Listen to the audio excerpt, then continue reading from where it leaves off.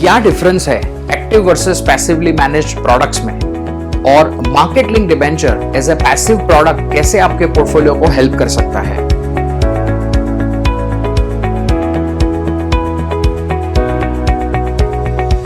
कोई भी actively manage product जैसे कि mutual fund, portfolio management service, alternative investment fund में फंड मैनेजर पोर्टफोलियो को मैनेज करते हैं।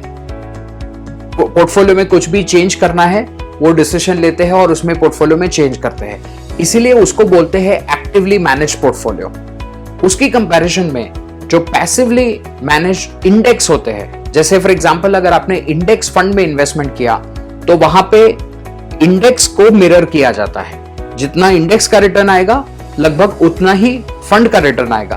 That is the difference between active versus passive. अभी हम समझते हैं कि market link debenture as a passive instrument आपको कैसे फायदा पहुंचा सकता है। जैसे कि अगर आप principal protected market link debenture में इन्वेस्ट कर रहे हो जिसका टेन्योर है 3 साल का, और उसमें कंडीशन ऐसी है कि निफ्टी अगर एंट्री पॉइंट से 3 साल के बाद में 50% बढ़ता है तब तक 130% पार्टिसिपेशन मिलेगा।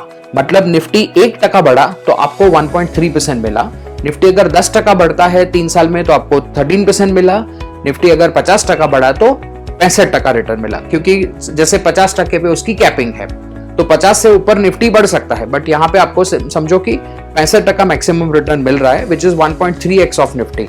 सो जहां पे हम एक्टिवली मैनेज फंड में अल्फा मतलब इंडेक्स की कंपैरिजन में ज्यादा रिटर्न्स कैसे लाए वो डिपेंड करता है फंड मैनेजर के स्टॉक सिलेक्शन के ऊपर। उसकी कंपैरिजन में यहाँ पे जब मैं ये बोलता हूं कि 1.3x इज द पार्टिसिपेशन, मतलब निफ्टी अगर 1% बढ़ा तो मुझे 1.3% रिटर्न मिलना है, जिसमें 0.3% अल्फा जो है वो मेरा गारंटी हो गया।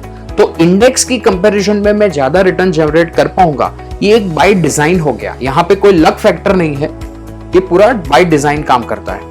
एक्टिवली मैनेज फंड की कंपैरिजन में ये एक benefit market link debenture as a passive instrument आपको बेनिफिट दे सकता है।